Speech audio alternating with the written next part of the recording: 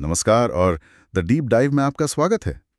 आज हम एक ऐसी चीज के बारे में बात करने वाले हैं जो हर पल हमारे साथ है, हमारे चारों ओर है, लेकिन हमें दिखाई नहीं देती। पृथ्वी का वायुमंडल। बिल्कुल।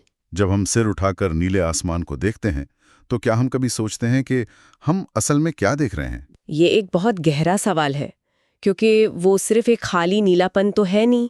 वो गैसों, बादलों और अनगिनत कणों का, एक तरह से कहें तो एक विशाल धड़कता हुआ महासागर है जिसमें हम सब रहते हैं। एक धड़कता हुआ महासागर, वाह!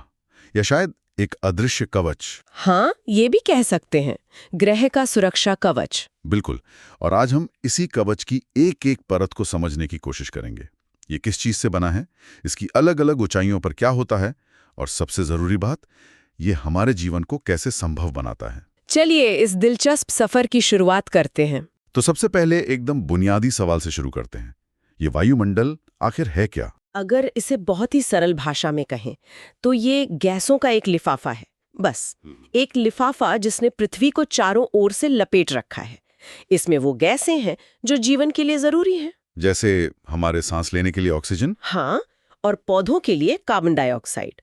और दिलचस्प बात यह है कि इस पूरे वायुमंडल का 99% वजन सिर्फ जमीन से 32 किलोमीटर की ऊंचाई तक ही है। उसके ऊपर हवा इतनी हल्की हो जाती है कि लगभग ना के बराबर। अच्छा, 32 किलोमीटर तक ही सब कुछ है। लेकिन मुझे लगता है हवा सिर्फ गैसों का मिश्रण नहीं है। इसमें और भी कुछ चीजें मिली होती हैं जो दिखाई नहीं देती, है ना? आपने बिल्कुल सही पकड़ा। मुख्य तौर पर वायुमंडल 3 चीजों से बना है। पहला तो गैसें हैं, दूसरा है जल वाष्प यानी हवा में मौजूद नमी, और तीसरा धूल। हाँ, धूल के कण। ये तीनों मिलकर वो सिस्टम बनाते हैं जिसे हम मौसम और जलवायु कहते हैं। चलिए फिर गैसों से ही शुरू करते हैं। हाँ। ऑक्सीजन हमारी जिंदगी है, ये तो हम सब जानते हैं। पर क्या ये हर जगह एक जैसी मात्रा में मिलती है? जैसे जैसे हम पहाड़ों पर चढ़ते हैं, सांस लेना मुश्किल क्यों हो जाता है? बहुत अच्छा सवाल है। ऐसा इसलिए होता है क्योंकि ऊंचाई के साथ हवा पतली होती जाती है। जमीन के पास ऑक्सीजन भरपूर है, लेकिन अगर आप 12 किलोमीटर ऊपर चले जाएं, तो वहां ऑक्सीजन लगभग शून्य हो जाएगी। शून्य? हाँ, यही हाल दूसरी गैसों का भी है। कार्बन डाइऑक्साइड और जल वाष्प जैसी भारी गैसें तो 90 किलोमीटर से ऊपर मिलती ही नहीं है।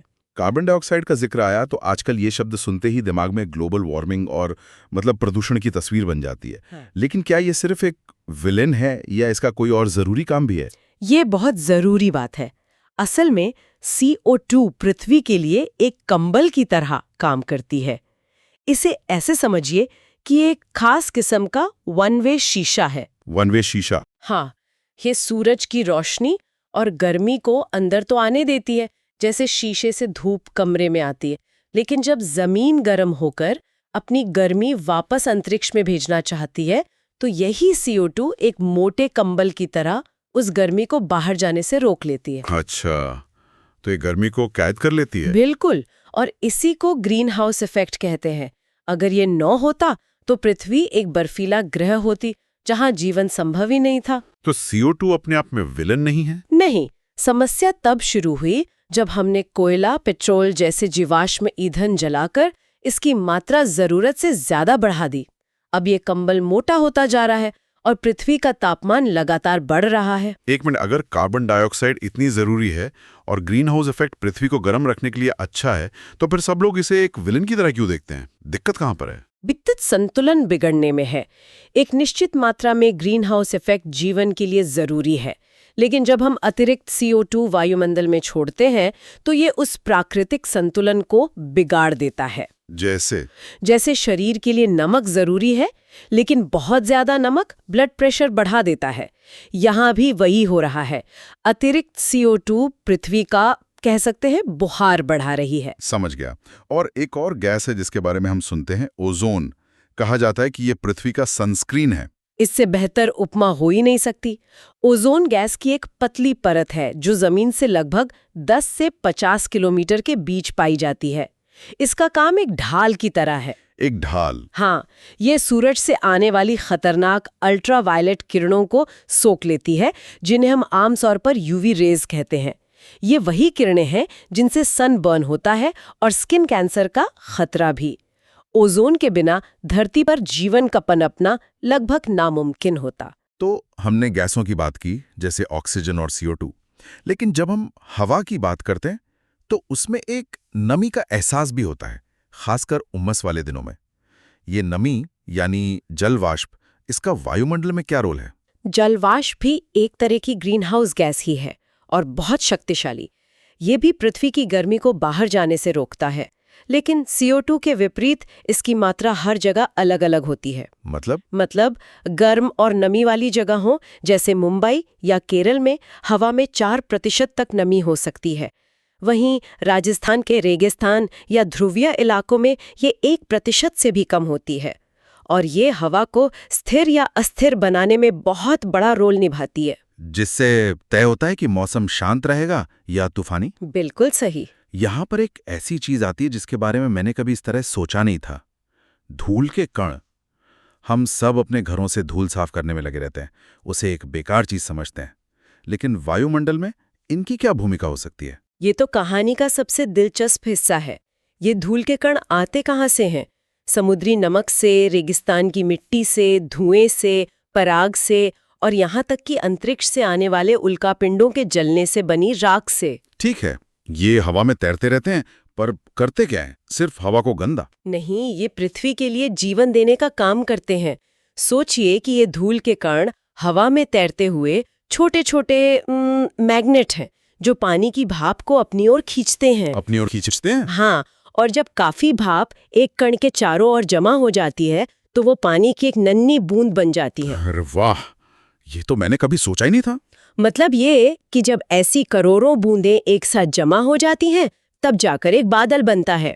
वैज्ञानिक भाषा में इन कणों को हाइग्रोस्कोपिक न्यूक्लियाई कहते हैं। Hygroscopic nuclei. हाँ। लेकिन आसान शब्दों में, अगर वायुमंडल से ये सारी गंदगी गायब हो जाए तो बादल बनना ही बंद हो जाएंगे और बारिश भी नहीं होगी। बिल्कुल। हमारा पूरा जल चक्र इन छोटे छोटे अदृश्य कणों पर टिका है। मतलब ये तो पूरी कहानी ही पलट देता है। जिसे हम गंदगी समझकर हटाते हैं, उसी के बिना हमें पीने का पानी तक नहीं मिलेगा। कमाल है ना?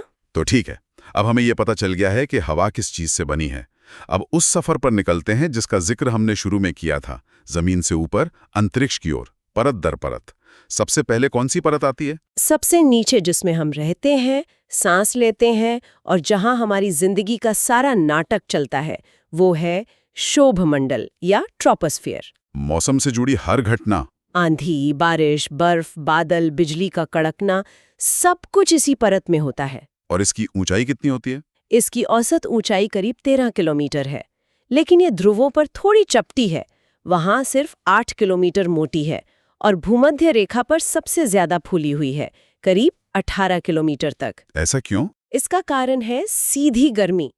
भूमध्य रेखा पर जमीन ज्यादा गर्म होती है, जिससे गर्म हवाएं बहुत ताकत से ऊपर उठती हैं और इस परत को ऊपर की ओर धकेल देती है। और ये वही परत है जहां ऊपर जाने पर ठंड बढ़ती जाती है।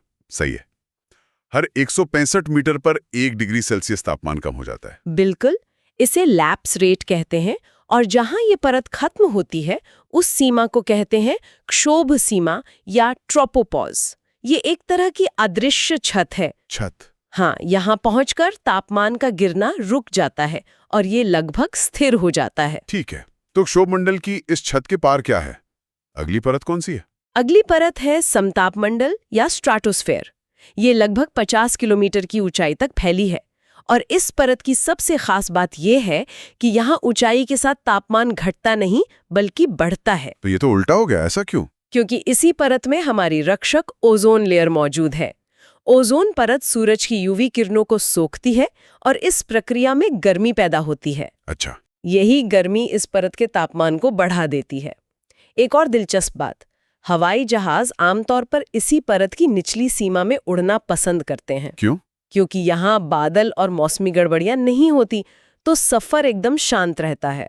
अच्छा, तो समताप मंडल में ओजोन की वजह से तापमान बढ़ता है, तो फिर इसके ऊपर वाली परत में भी तापमान बढ़ते रहना चाहिए, है ना? लेकिन मुझे लगता है अगली परत मीजोस्फेयर में मामला फिर उल्टा हो जाता है। एकदम सही। 50 किलोमीटर के ऊपर शुरू होता है मध्य मंडल या मीजोस्फीयर, जो 80 किलोमीटर तक जाता है। यहाँ ओजोन नहीं है, इसलिए तापमान फिर से तेजी से गिरने लगता है और गिरते गिरते 80 किलोमीटर की ऊंचाई पर ये -100 डिग्री सेल्सियस तक पहुंच जाता है। -100 डिग्री। हाँ, ये हमारे वायुमंडल का सबसे ठंडा इलाका है। मैं तो सर्दियों में दिल्ली की 4-5 डिग्री में जम जाता हूँ। ये तो कल्पना से भी परे है। अंतरिक्ष से आने वाले ज्यादातर उल्कापिंड इसी परत में आकर जलकर राख हो जाते हैं ना? हाँ, हवा के घर्षण के कारण वो इसी परत में जल उठते हैं, जिन्हें हम टूटता तारा कहते हैं। अब आता है वायुमंडल का सबसे रहस्यमयी हिस्सा, जहां तापमान फिर से बढ़ना शुरू होता है, और इस बार तो बहुत ही तेजी से। तापमंडल या थर्मोस्फेयर। हाँ, इसे आयनोमंडल या आयोनोस्फीयर भी कहते हैं। ये 80 से 40 किलोमीटर के बीच है। यहाँ हवा के कण सूर्य की ऊर्जा से चार्ज हो जाते हैं और आयन बन जाते हैं। इस प्रक्रिया में तापमान बहुत ज्यादा बढ़ जाता है। कितना? 1000 डिग्री सेल्सियस से भी ऊपर। रुकिए 1 मिनट, मेरे मन में एक सवाल आ रहा है। अगर वहां तापमान 1000 डिग्री है, तो वहां से गुजरने वाले सैटेलाइट या अंतरिक्ष यात्री जल क्यों नहीं जाते? ये एक बहुत ही शानदार सवाल है और थोड़ा कंफ्यूजिंग भी है। देखिए, यहाँ तापमान का मतलब अलग है। तापमान तो बहुत ज्यादा है क्योंकि कणों में ऊर्जा बहुत है, लेकिन हवा इतनी ज्यादा पतली और विरल है, वहां कण बहुत दूर दूर है कि वो गर्मी को ट्रांसफर ही नहीं कर पाते। मतलब? इसे ऐसे समझिए कि आप एक गरम पतीले को छुएंगे तो जल जाएंगे, लेकिन अगर हवा में एक गरम अणु आपके हाथ से टकराए तो आपको कुछ महसूस भी नहीं होगा। वहां गर्मी महसूस करने के लिए पर्याप्त कण ही नहीं है। वाह, ये तो विज्ञान का जादू है। और इसी परत का एक और बहुत बड़ा काम है ना? रेडियो कम्युनिकेशन से जुड़ा हुआ। बिल्कुल। जमीन से भेजी गई रेडियो तरंगे इसी आयनमंडल से टकराकर वापस धरती पर लौट आती हैं। इसी वजह से हम हजारों किलोमीटर दूर तक रेडियो सुन पाते हैं। ये एक विशालकाय शीशे की तरह काम करता है, जो रेडियो सिग्नलों को अंतरिक्ष में खो जाने से बचाता है। और आखिर में सबसे ऊपर, सबसे बाहरी परत, बहिर्मंडल या एक्सोस्फेयर। ये वायुमंडल की आखिरी सीमा है।